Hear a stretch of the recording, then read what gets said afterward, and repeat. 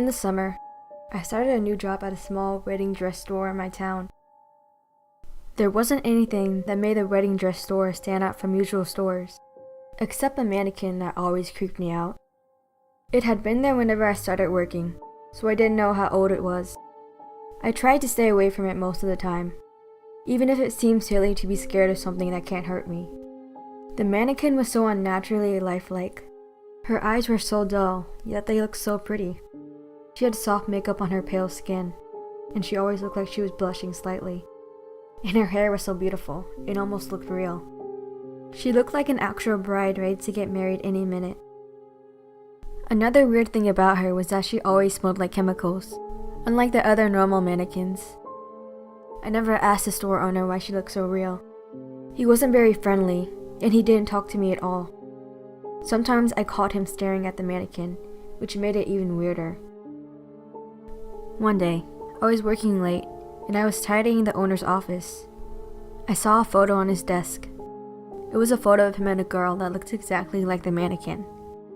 I smiled, guessing that maybe he'd based the mannequin off his wife. I put the picture back and left the room.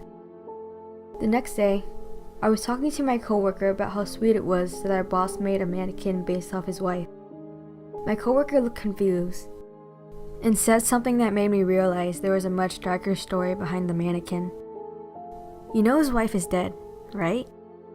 My heart dropped, and I looked over at the lifelike mannequin that stood in front of the store.